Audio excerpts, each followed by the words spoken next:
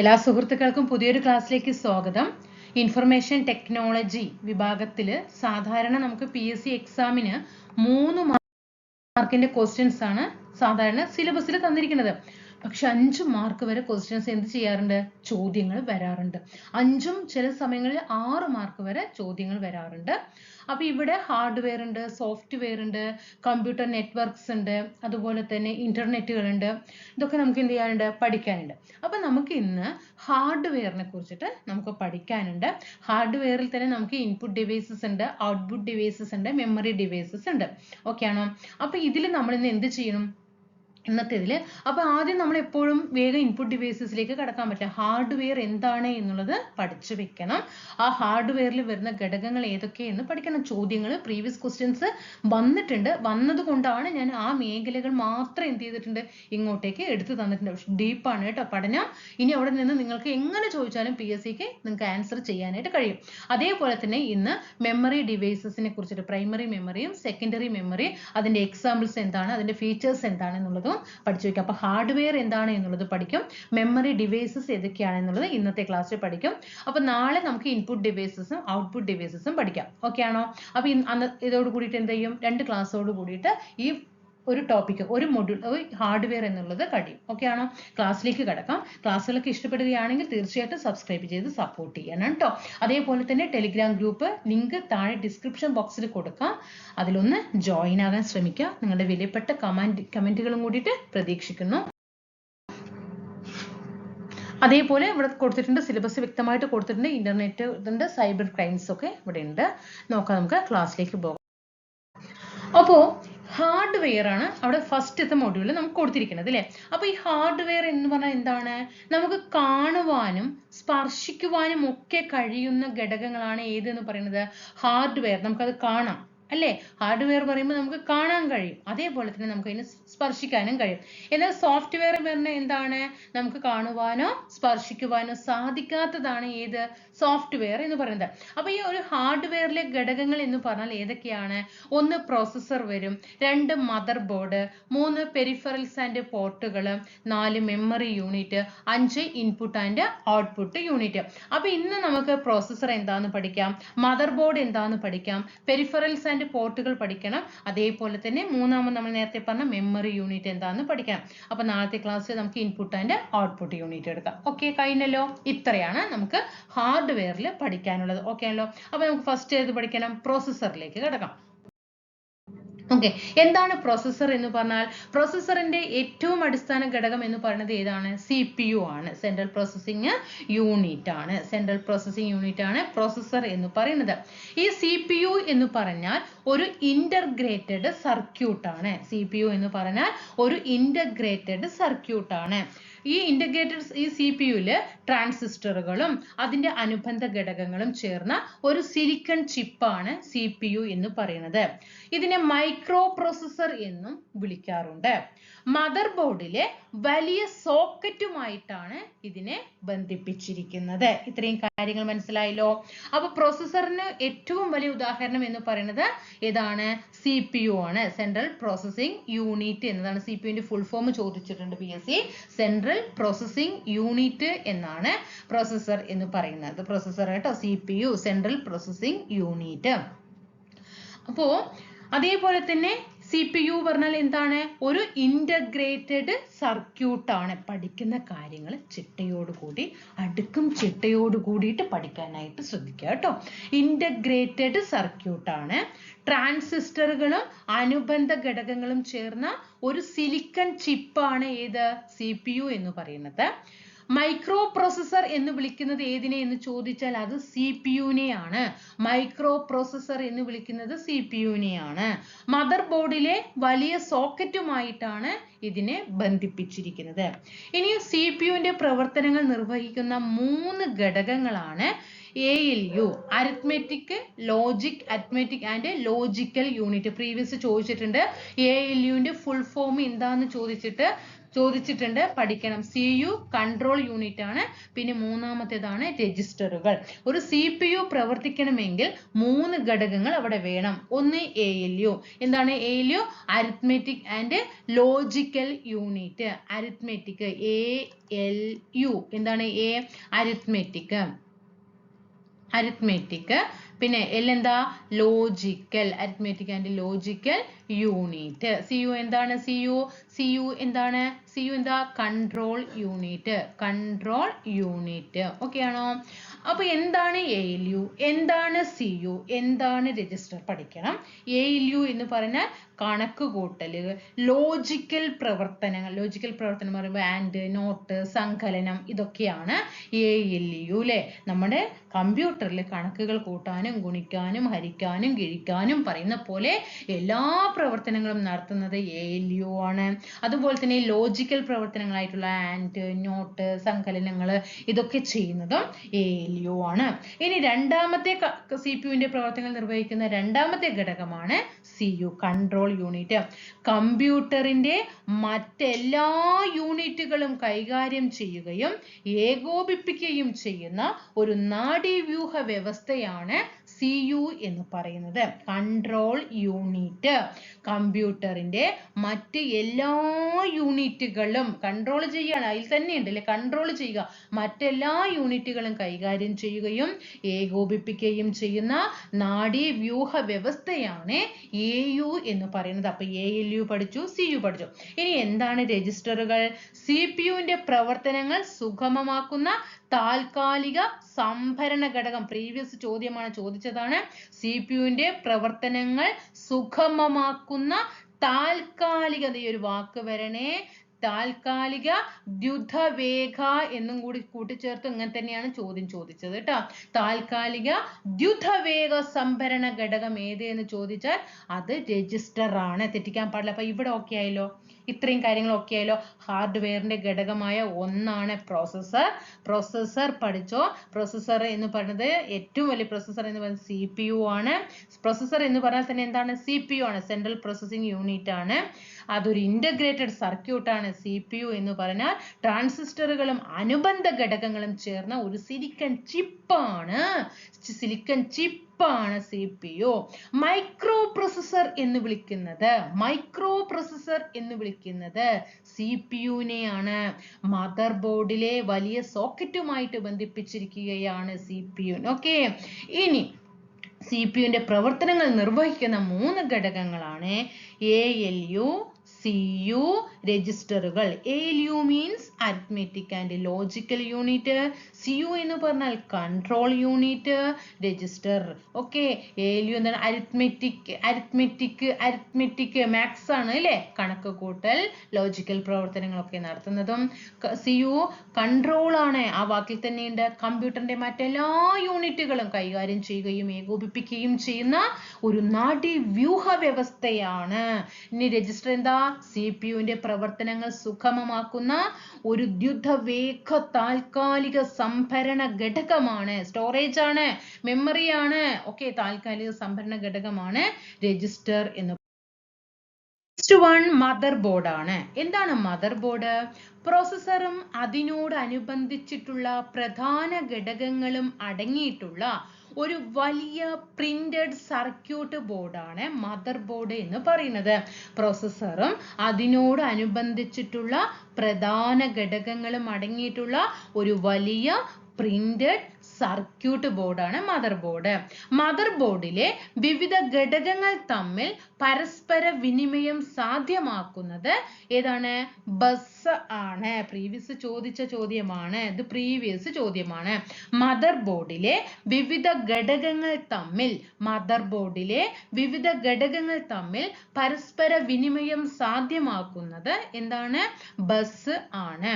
ഇനി പെരിഫറലുകളെ തമ്മിൽ ബന്ധിപ്പിക്കുന്ന കണക്ടറുകൾ കാണപ്പെടുന്നത് മദർ ബോർഡിലാണ്.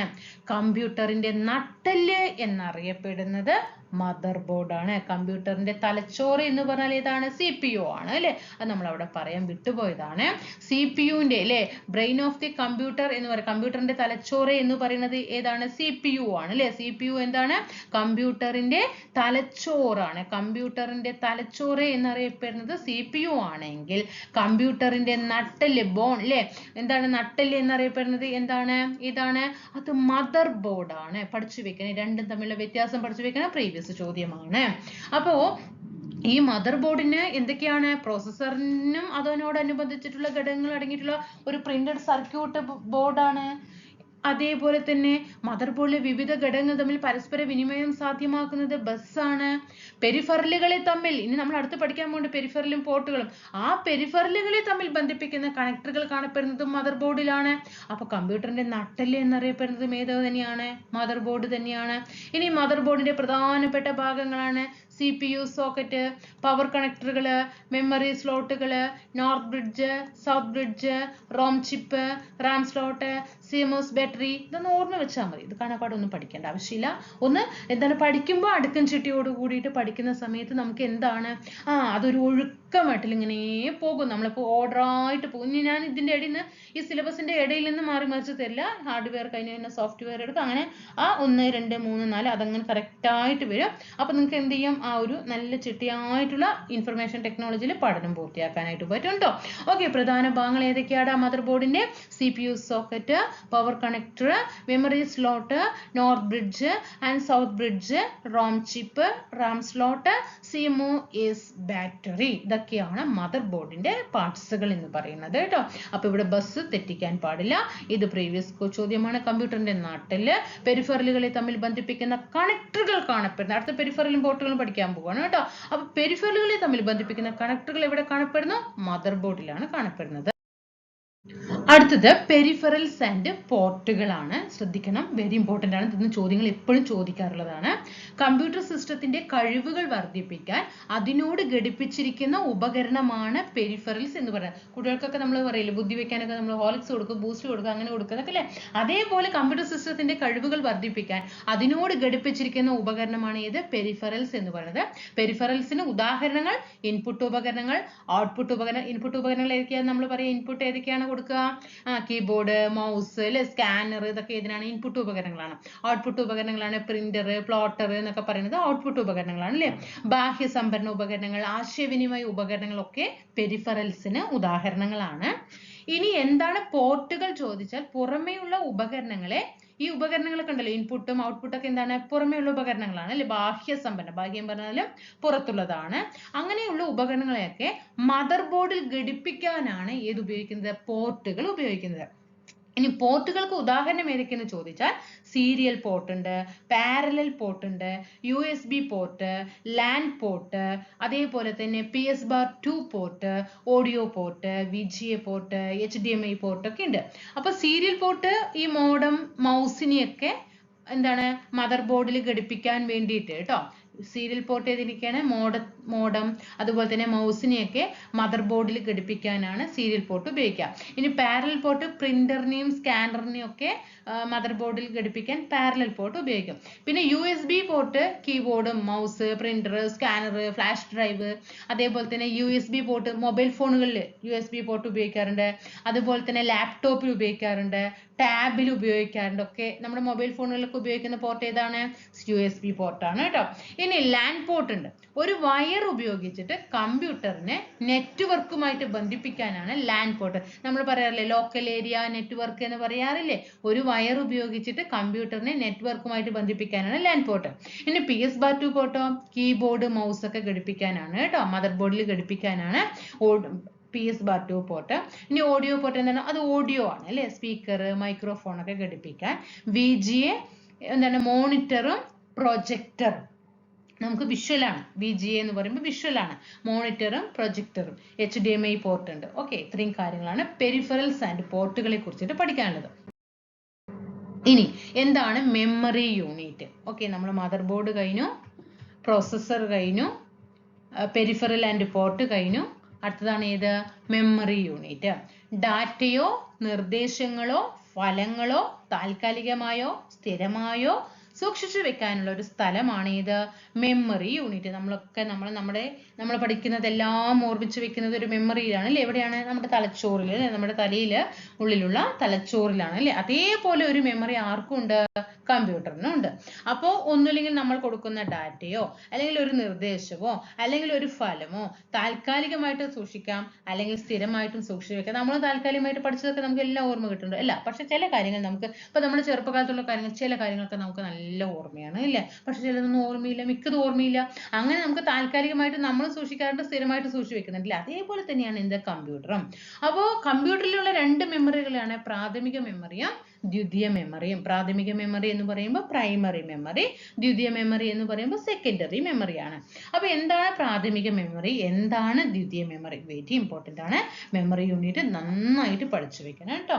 അപ്പൊ പ്രാഥമിക മെമ്മറി എന്ന് പറയുമ്പോൾ പ്രാഥമിക മെമ്മറിക്ക് ഉദാഹരണമാണ് റാം, റോം, കാഷ് മെമ്മറി. പഠിച്ചു വെക്കണം. പ്രാഥമിക മെമ്മറിക്ക് പ്രീവിയസ് ചോദ്യങ്ങളാണ്. ഇനി ഞാൻ പ്രീവിയസ് എന്ന് പറയില്ല, മെമ്മറി യൂണിറ്റിൽ ധാരാളം ചോദ്യങ്ങൾ വരാറുണ്ട്. പ്രാഥമിക മെമ്മറിക്ക് ഉദാഹരണങ്ങളാണ് റാം, റോം, കാഷ് മെമ്മറി. ഇനി ദ്വിതീയ മെമ്മറി അതായത് സെക്കൻഡറി മെമ്മറിക്ക് ഉദാഹരണമാണ് hard disk, floppy disk, compact disk. Compact disk പറയുമ്പോൾ CD ഇല്ലേ, അത് പെൻ ഡ്രൈവ്. ഇതൊക്കെ എന്തിന് ഉദാഹരണമാണ്? സെക്കൻഡറി മെമ്മറിക്ക് ഉദാഹരണമാണ്. പഠിച്ചു വെച്ചോ. മെമ്മറി യൂണിറ്റ് എന്ന് പറയുമ്പോൾ രണ്ട് തരം മെമ്മറി ഉണ്ട്. പ്രാഥമിക മെമ്മറി ഉണ്ട്, ദ്വിതീയ മെമ്മറി ഉണ്ട്. പ്രാഥമിക മെമ്മറി പറയുമ്പോൾ പ്രൈമറി, ദ്വിതീയ മെമ്മറി പറഞ്ഞാൽ secondary. Primary memory and secondary memory. Primary മെമ്മറിക്ക് ഉദാഹരണങ്ങളാണ് റാം, റോം, കാഷ് മെമ്മറി. ഇനി ദ്വിതീയ മെമ്മറിക്ക് ഉദാഹരണമാണ് അല്ലെങ്കിൽ സെക്കൻഡറി മെമ്മറിക്ക് ഉദാഹരണമാണ് hard disk, floppy disk, compact disk, pen drive. CD ആണ്. സിഡിയുടെ ഫുൾ ഫോം പ്രീവിയസ് ചോദിച്ചിട്ടുണ്ട്, കോമ്പാക്ട് ഡിസ്ക് ആണ് കേട്ടോ. ഇനി നമുക്ക് പ്രാഥമിക മെമ്മറിയായ റാം, റോം, കാഷ് മെമ്മറി, അത് മൂന്നെണ്ണം നമുക്ക് എന്ത് ചെയ്യണം? നന്നായിട്ട് പഠിച്ചു വെക്കേണ്ടതുണ്ട്. പ്രാഥമിക മെമ്മറിക്ക് അല്ലെങ്കിൽ പ്രൈമറി മെമ്മറി, പ്രാഥമിക മെമ്മറി അല്ലെങ്കിൽ പ്രൈമറി മെമ്മറിക്ക് ഉദാഹരണമാണ് റാം, റോം, കാഷ് മെമ്മറി. അപ്പോൾ റാമും റോമും തമ്മിൽ നമുക്ക് എന്ത് ചെയ്യണം? കണക്ട് ചെയ്തിട്ട് തന്നെ റാമും റോമും പഠിച്ചു വെക്കാം. കാഷുവിന് എന്ത് ചെയ്യാം? വേറെ പഠിക്കാം. റാമും റോമും തമ്മിൽ നോക്കാം. വേഗത കൂടിയതാണ് Ram. Okay, random access memory എന്നാണ് കേട്ടോ ഫുൾ ഫോം. റാമിന്റെ ഫുൾ ഫോം ചോദിച്ചിട്ടുണ്ട്. റാമിന്റെ ഫുൾ ഫോം എന്താണ്? റാൻഡം ആക്സസ് ആണ്. എന്താണ്? ആക്സസ് ആണ് കേട്ടോ. റാൻഡം ആക്സസ് മെമ്മറിയും റോം റീഡ് ഓൺലി മെമ്മറിയും ആണ്. റാമിന് എന്താണ്? വേഗത കൂടുതലാണ്. റോമിനോ വേഗത കുറവാണ്. ഇവിടെ ഡാറ്റയുടെ സംഭരണം വീണ്ടെടുക്കാൻ സാധിക്കുന്നു. ഇപ്പൊ നമ്മൾ ഡാറ്റ സ്റ്റോർ ചെയ്ത് വെച്ചിട്ടുണ്ടാവും. അതിനെ നമുക്ക് പിന്നീട് ഒരു സമയത്ത് അത് വേണം പറഞ്ഞാൽ അതിന് വീണ്ടെടുക്കാൻ സാധിക്കുന്നത് റാമിലാണ്. എന്നാൽ ഡാറ്റ സംഭരിക്കാൻ ഇവിടെ നോക്കിക്കേ, ഡാറ്റ തിരിച്ചെടുക്കാൻ മാത്രമേ സാധിക്കുകയുള്ളൂ. മനസ്സിലായോ? ഡാറ്റ തിരിച്ചെടുക്കാൻ മാത്രമേ സാധിക്കുകയുള്ളൂ. എന്നാൽ അവിടെ സംഭരിച്ചു വെക്കാൻ സാധിക്കില്ല. മനസ്സിലായോ? ഡാറ്റ തിരിച്ചെടുക്കാൻ മാത്രമേ സാധിക്കുകയുള്ളൂ. കമ്പ്യൂട്ടർ ഓഫ് ആക്കിയാൽ ഉള്ളടക്കം നഷ്ടപ്പെടും. ഇപ്പൊ നമ്മളത് വർക്ക് ചെയ്തുകൊണ്ടിരിക്കുന്ന സമയത്ത് ഇപ്പൊ പെട്ടെന്ന് കറണ്ട് പോയാൽ എന്ത് ചെയ്യും? ആ ചെയ്തത് മുഴുവൻ, അതിന്റെ ഉള്ളടക്കം മുഴുവൻ നഷ്ടമാകും. അതുകൊണ്ട് തന്നെ ഈ റാം എന്ന് പറയുന്നത് എന്താണ്? അസ്ഥിര മെമ്മറിയാണ്. റാം എന്താണ്? അസ്ഥിര മെമ്മറി അല്ലെങ്കിൽ വോളൈറ്റൽ മെമ്മറി. ഇതാണ് ചോദ്യം വരിക കേട്ടോ. അസ്ഥിര മെമ്മറി എന്ന് വരാറില്ല, വോളൈറ്റൽ മെമ്മറിയാണ്. റാം വോളൈറ്റൽ മെമ്മറിയാണ്. കമ്പ്യൂട്ടർ പ്രവർത്തിക്കുമ്പോൾ ഡാറ്റയും ആപ്ലിക്കേഷൻ പ്രോഗ്രാമും ഓപ്പറേറ്റിംഗ് സിസ്റ്റവും ഒക്കെ ഇത് സൂക്ഷിക്കുന്നുണ്ട്. റീഡ് ആൻഡ് റൈറ്റ് മെമ്മറി എന്നറിയപ്പെടുന്നത് റാം ആണ്. അതേപോലെ തന്നെ റാമിന് ഉദാഹരണമാണ് സ്റ്റാറ്റിക് റാമും ഡൈനാമിക് റാമും. അപ്പൊ റാം എന്തൊക്കെയാ പഠിച്ചത്? വേഗത കൂടുതലാണ്. എങ്കിൽ റോമിന് എന്താണ്? വേഗത കുറവാണ്. അതേപോലെ ഡാറ്റ സംഭരണം, വീണ്ടെടുക്കൽ സാധിക്കുന്നു. ഡാറ്റയെ എന്ത് ചെയ്യാം? സ്റ്റോർ ചെയ്യാൻ പറ്റും, വീണ്ടെടുക്കാൻ പറ്റും. സ്റ്റോർ ചെയ്തതിനെ വീണ്ടും വീണ്ടെടുക്കാൻ. അപ്പൊ രണ്ട് കാര്യങ്ങൾ റാമിൽ പറ്റും. ഡാറ്റ സ്റ്റോർ ചെയ്യാനും കഴിയും, വീണ്ടെടുക്കാനും സാധിക്കും. സാധിക്കും. എന്നാൽ ഇവിടെ ഡാറ്റ തിരിച്ചെടുക്കാൻ മാത്രമേ സാധിക്കുകയുള്ളൂ. എന്നാൽ ഇത് കമ്പ്യൂട്ടർ ഓഫ് ആക്കിയാൽ ഉള്ളടക്കം നഷ്ടപ്പെടും. ഇവിടെ കമ്പ്യൂട്ടർ ഓഫ് ആക്കിയാൽ ഉള്ളടക്കം നഷ്ടപ്പെടില്ല. മനസ്സിലാകുന്നുണ്ടോ? അതുകൊണ്ട് ഉള്ളടക്കം നഷ്ടപ്പെടാത്തത് കൊണ്ടാണ് ഇതിനെ എന്ത് പറയുന്നത്? സ്ഥിര മെമ്മറി, നോൺ വോളൈറ്റൽ മെമ്മറി. എപ്പോഴും സ്ഥിര മെമ്മറി അസ്ഥിര മെമ്മറി എന്ന് ചോദ്യങ്ങൾ വന്നിട്ടില്ല. എപ്പോഴും വോളൈറ്റൽ ആൻഡ് നോൺ വോളൈറ്റൽ എന്നാണ് ചോദ്യങ്ങൾ വരാറ് കേട്ടോ. അപ്പൊ വോളൈറ്റൽ മെമ്മറിയാണ് റാം, നോൺ വോളൈറ്റൽ മെമ്മറിയാണ് ഇത് റോം.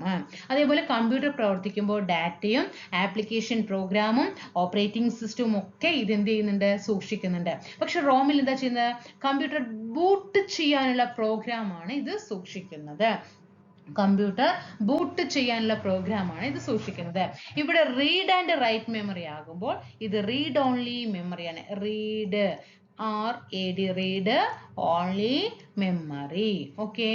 ഇനി റാമിന് ഉദാഹരണമാണ് സ്റ്റാറ്റിക് റാമും ഡൈനാമിക് റാമും. റോമിന് ഉദാഹരണമാണ് പ്രോം, EEPROM, EEPROM. ഇതൊക്കെയാണ് റോമിന് ഉദാഹരണങ്ങൾ. അപ്പൊ രണ്ടും തമ്മിലുള്ള വ്യത്യാസം എന്താണെന്ന് പഠിക്കണം. വേഗത കൂടുതൽ റാമിനാണ്, വേഗത കുറവ് റോമിനാണ്. ഓക്കെ. ഇത് വെരി ഇമ്പോർട്ടൻറ്റ് ക്വസ്റ്റ്യൻ ആണ്. വോളൈറ്റൽ മെമ്മറി അസ്ഥിര മെമ്മറി റാം ആണെങ്കിൽ, നോൺ വോളൈറ്റൽ മെമ്മറി അതായത് സ്ഥിര മെമ്മറി റോം ആണ്. നെക്സ്റ്റ് വൺ നമുക്ക് നോക്കാം ക്യാഷ് മെമ്മറി. പ്രാഥമിക മെമ്മറിയിലെ റാം, റോം കഴിഞ്ഞ് മൂന്നാമത്തത് ക്യാഷ് മെമ്മറിയാണ്. പ്രോസസ്സറിന്റെയും റാമിന്റെയും ഇടയ്ക്കുള്ള, അതായത് പ്രോസസ്സറും റാമും പറയുമ്പോൾ മെയിൻ മെമ്മറിക്ക് ഇടയിലുള്ള ചെറുതും വേഗതയേറിയതുമാണ്. ഇത് വെരി ഇമ്പോർട്ടൻറ്റ് ക്വസ്റ്റ്യൻ ആണ്. ചെറുതും വേഗതയേറിയതുമായ മെമ്മറി ചോദിച്ചിട്ടുണ്ട്. പ്രീവിയസ് ചോദ്യമാണ്. കമ്പ്യൂട്ടറിലെ ചെറുതും വേഗതയേറിയതുമായ മെമ്മറി ഏതെന്ന് ചോദിച്ചിട്ടുണ്ട്. ക്യാഷ് മെമ്മറിയാണ്. ഓക്കെ, ക്യാഷ് മെമ്മറിയാണ്. പഠിച്ചു വെക്കണേ. പ്രോസസ്സറിന്റെയും റാമിന്റെയും നമ്മൾ ഫസ്റ്റ് പ്രോസസ്സർ പഠിച്ചു. ആ പ്രോസസ്സറിന്റെയും റാമിന്റെയും ഇടയ്ക്കുള്ള ചെറുതും വേഗതയേറിയതുമായ മെമ്മറിയാണ് ക്യാഷ് മെമ്മറി എന്ന് പറയുന്നത്. അപ്പോൾ നമ്മൾ പ്രൈമറി മെമ്മറി തിരിച്ചു പഠിച്ചു. ഇനി അടുത്ത സെക്കൻഡറി മെമ്മറിയാണ്.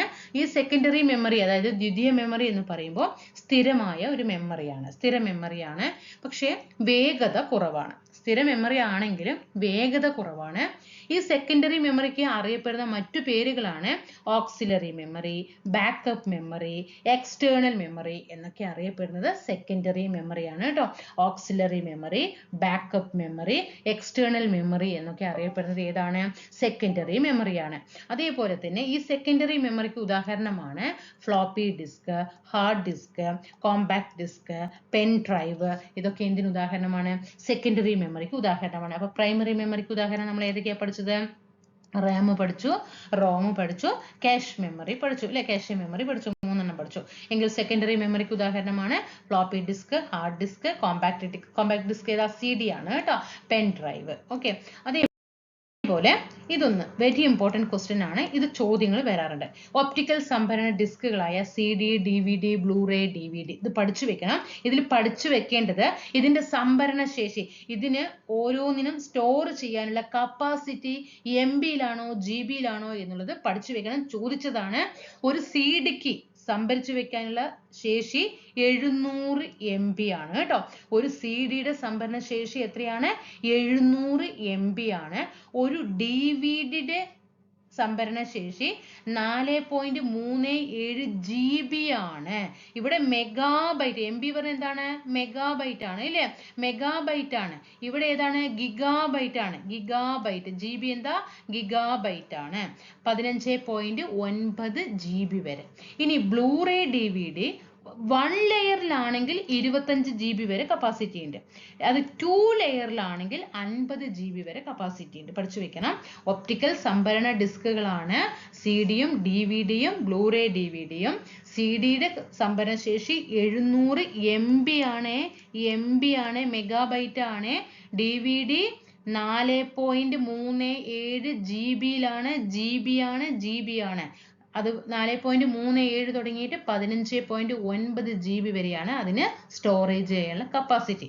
ഇനി ബ്ലൂറേ DVD 1 ലെയറിലാണെങ്കിൽ 25 GB-യും 2 ലെയറിലാണെങ്കിൽ 50 GB. അപ്പൊ DVD പഠിക്കുമ്പോൾ എപ്പോഴും GB-യിലാണ് എന്ന് കണ്ടുപിടിക്കുക. CD ആണെങ്കിൽ അത് MB-യിലാണ് എന്ന് കണക്ട് ചെയ്യാം. ഓക്കെ. അടുത്തത് ഇപ്പൊ നമ്മൾ പഠിച്ചു രജിസ്റ്റർ മെമ്മറി നോക്കണം, ക്യാഷെ മെമ്മറി, റാം, അതുപോലെ തന്നെ ഹാർഡ് ഡിസ്ക്. ഇതിന്റെ ക്രോഡീകരിച്ചിട്ട് ഒരൊറ്റ നോക്കാം. രജിസ്റ്റർ മെമ്മറി അതിവേഗ മെമ്മറിയാണ്. രജിസ്റ്റർ മെമ്മറി കമ്പ്യൂട്ടറിലെ ഏറ്റവും വേഗതയേറിയ മെമ്മറി ഏതെന്ന് ചോദിച്ചാൽ അത് രജിസ്റ്റർ ആണ്. അതിവേഗ മെമ്മറിയാണ്. പക്ഷെ അതിന്റെ സംഭരണശേഷി വളരെ കുറവാണ്. ആനുപാതിക മൂല്യം ഏറ്റവും കൂടുതലാണ്. ഇത് അസ്ഥിരമായതാണോ എന്ന് ചോദിച്ചാൽ അത് യെസ് അസ്ഥിരമായതാണ്. വൊളൈറ്റൽ ആണ്. വൊളൈറ്റൽ മെമ്മറിയാണ്. അസ്ഥിരമായതാണ്. ഇനി കാഷെ മെമ്മറി പറയുമ്പോൾ അതിവേഗമില്ല, അതിനേക്കാൾ ഒന്ന് കുറച്ച് വേഗം കുറവ്, അതായത് കൂടിയ വേഗമാണ്. സംഭരണശേഷി കുറവാണ്. ആനുപാതിക മൂല്യം വളരെ കൂടുതലാണ്. എങ്കിൽ വൊളൈറ്റൽ ആണോ? യെസ് അസ്ഥിരമായതാണ്. ഇനി റാം വളരെ വേഗമാണ്, അതിന്റെ സംഭരണശേഷി കുറവാണ്, അതായത് ഒരു മിതമാണ്. ആനുപാതിക മൂല്യം കൂടുതലാണ്. ഇതും വൊളൈറ്റൽ മെമ്മറിയാണ്.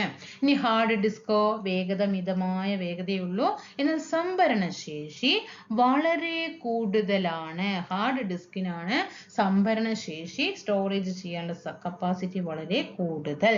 ഇനി ആനുപാതിക മൂല്യം വളരെ കുറവാണ്, എന്നാൽ ഇത് നോൺ വൊളൈറ്റൽ ആണ്. നോൺ വൊളൈറ്റൽ ആണ്. അസ്ഥിരമായതാണോ? അല്ല. സ്ഥിര മെമ്മറി, സ്ഥിര മെമ്മറി, സ്ഥിര മെമ്മറി. ഓക്കെ, വൊളൈറ്റൽ, നോൺ വൊളൈറ്റൽ ആണ്. പഠിച്ചു വെക്കണേ. അപ്പൊ കമ്പ്യൂട്ടറിനുള്ളിലെ ഏറ്റവും അതിവേഗതയേറിയ മെമ്മറി രജിസ്റ്റർ ആണ്. അതിന് തൊട്ട് താഴെയാണ് ക്യാഷ്, അതിന് തൊട്ട് താഴെയാണ് റാം, അതിന് തൊട്ട് താഴെയാണ് ഹാർഡ് ഡിസ്ക്.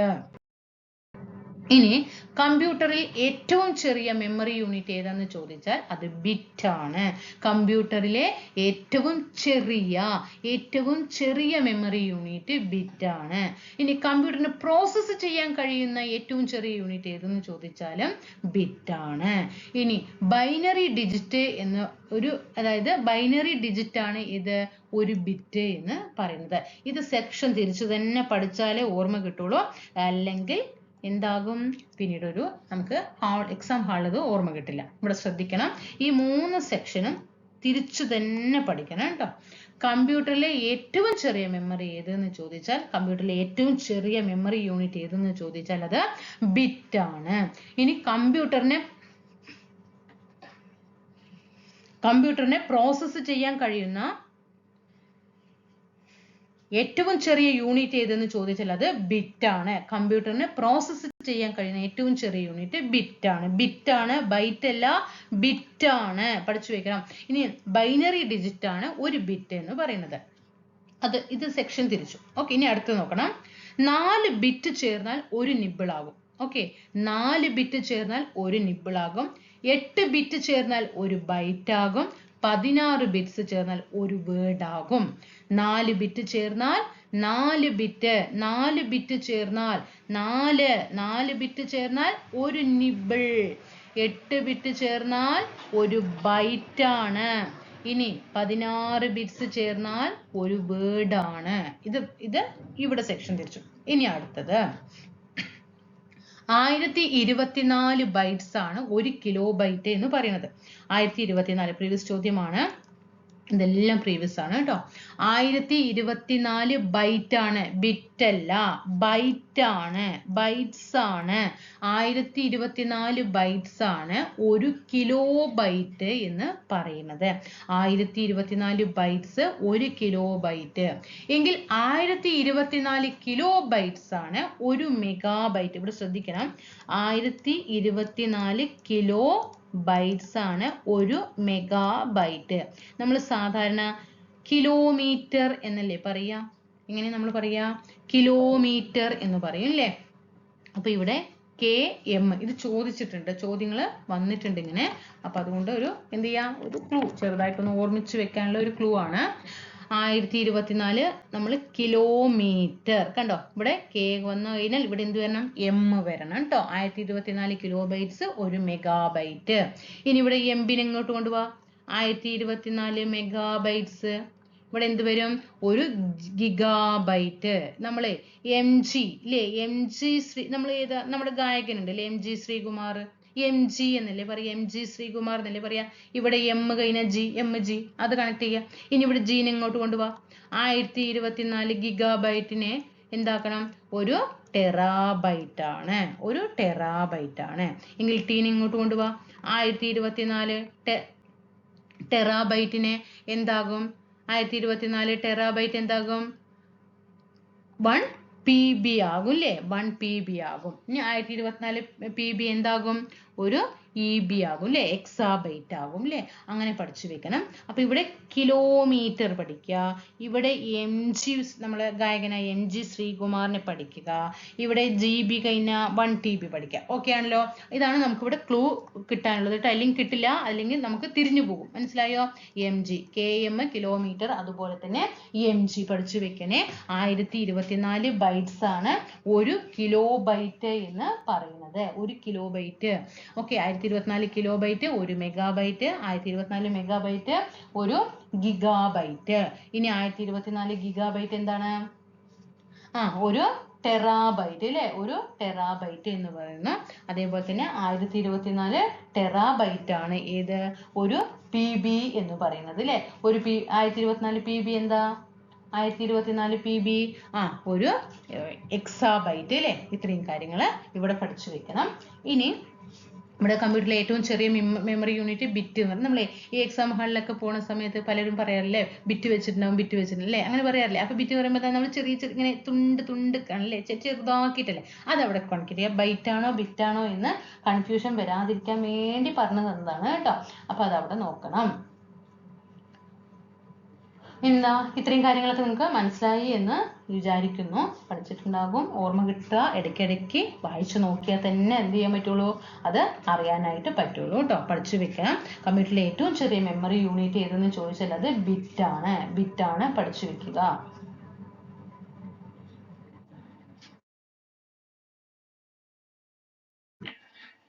അപ്പോൾ നമുക്കിനി അടുത്ത ക്ലാസ്സിൽ ഇൻപുട്ട് ആൻഡ് ഔട്ട്പുട്ട് യൂണിറ്റുകൾ ഒറ്റ ക്ലാസ്സിൽ അങ്ങോട്ട് നമുക്ക് എന്ത് ചെയ്യാം? അത് പഠിച്ചിട്ട് പോകാം. അപ്പോൾ ഹാർഡ്വെയർ എന്നത് നമുക്ക് അവിടെ കഴിഞ്ഞു കേട്ടോ.